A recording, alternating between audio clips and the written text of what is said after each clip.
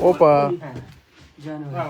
Bugun o'zimiz viloyatda To'raqo'rg'on tumaniga tuyoq olishga keldik. Xudo xolasa, videoni oxirigacha kuzatsalaring to'liq ma'lumot berib o'tamiz. Yetib keldik, xudo xolasa, hozirgi kunda stomatit kasalligidan qolayotgan asoratni davolash uchun mollarda tuyog'ida sherigimiz bilan hozir tayyorgarlik bo'lyapti. Nasib qilsa, video davomida to'liq ko'rsatib, tushuntirib o'tib ketishga harakat qilamiz. Xudo xolasa, soz holatda to'k bormish qilib. To'k yetib keldi aka. Yangitdan yo'lga qo'ydik. Hali ishlatilmagan hech qayerda Toshkentdan zakaz qilib olib keltirdik uni. Hisobi 7 ta tishli tuyoqlarni mollar tuyog'ini olishga moslashgan bu. Abduxovaga berib yubordilar.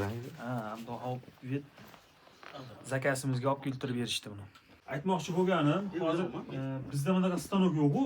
Iloji yo'q, buni yotqizish kerak. Hayvonni yotqizib, oyoqlarini baylab fiksasiya qilish kerak-da, ishlashga qulay qilib.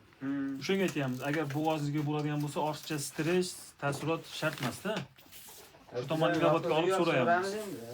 O'sha holatda yotibdilar. Orqasidan veterinarga kelib yotibdi-da. Ha, demak, bo'g'ozligi noma'lum hozir. Ko'rsatinglar deyishganman, mana hozir. Bitta qilib beraverim. Bitta arqon bo'lsa kerak, oldingizmi? Keyin bering-da. Abi tushunganim yo'q hozir. Endi totamiz, ha? Endi tortasizlar. Tepaga. Bir marta aylantirib oldim. Ana, bismillah. Bir deganday qildim. Shalg'om tashishdan tortadi. Baqa yiqilyapti uni. Mayli. Opa.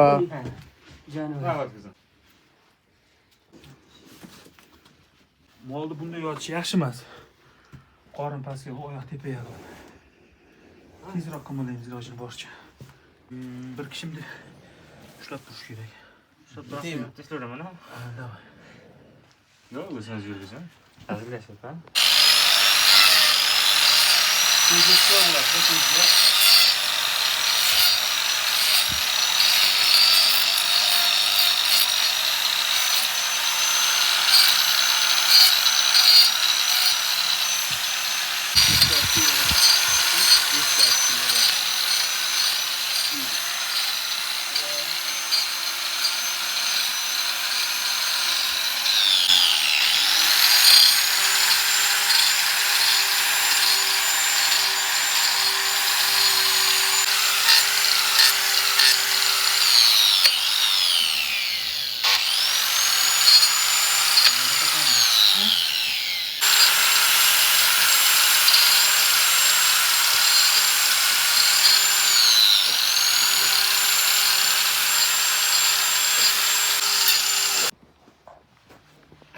Ana şu ayağı toprağa koymayın. Sakin. Hemşe. Ayşe uğruq veriyoruz. Mana bu yerlar yarayam borda. Shu bir qavat ketadi, mana shu yerda. Nojimiz qayda? Kapit noj, boya pichoq.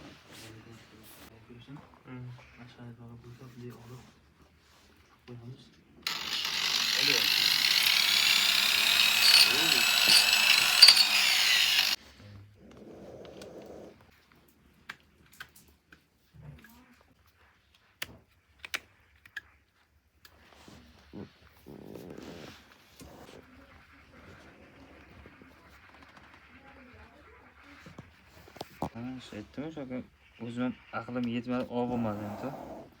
O'ta qattiq edi. Hech. O'tib qolgan.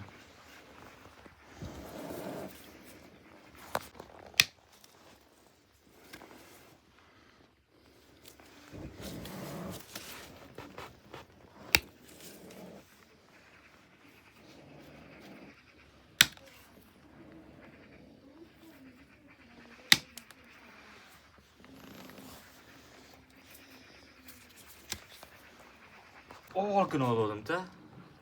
Ovalkini o'tkirladim men. Undan keyin 3 tane jeda oldim. O'tmaslikqa. Unda qattiq shuncha. Ya tuyoq qattiqda o'zi oldimda. Ichkarida tuyoqni bichish qiyin bo'ladi. O'sha joy ochilsa, u yerga havo kiradi-da, kislorod kiradi. Ya'ni haligi anaerob mikroblar rivojlanishi kamroq bo'ladi. Mikrobakteriyoz deydi-yu. Mikrobakteriyoz ham qayergacha yara kirsa, o'sha yergacha ochish kerak-da. Qo'lni olib tashlash iloji bo'lmasa ham, lekin o'sha yergacha kirib ochish kerak. Sababi u yerga kislorod kiradi. Natijada anaerob mikroblar u yerda rivojlanadi.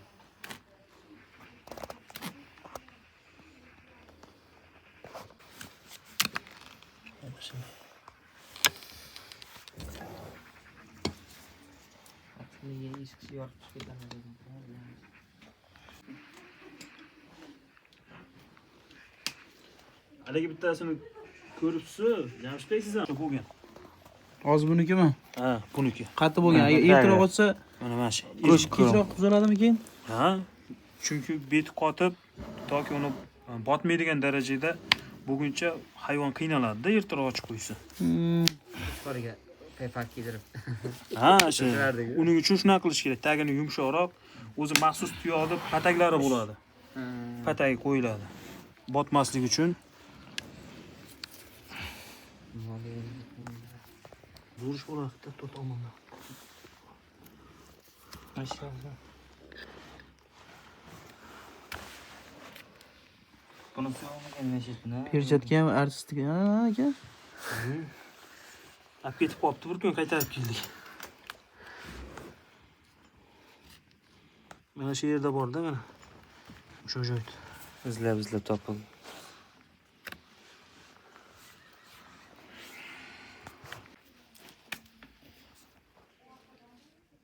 Sepamiz buni? Gapirasan, burada jarohatlangan qismi ochildi. Tuyoqni nerfini ochib tashladik. Endi hozir bu yerda yarasi bor ekan. Unga mana Max spray sepamiz. Shu spraydan kuniga 2 martadan sepib tursalar, shu tarzda yaralarni tezroq bitirib, infeksiyalarni o'ldirishga yordam beradi.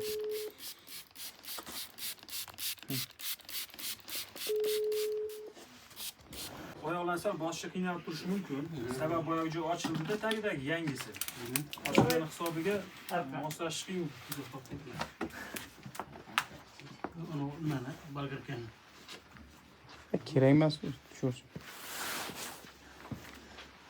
Amazza. Tagini tuyoqlarning orasini iloji bo'lsa shuna qilib yuvib turib, tagini quruq, yumshoq saqlasalaring, xudo xolasa yangi tuyoqqa moslashguncha bir 3-4 kun, uzoq biror hafta vaqt o'tishi mumkin. Yaxshi o'p ketadi keyin nasib bo'lsa.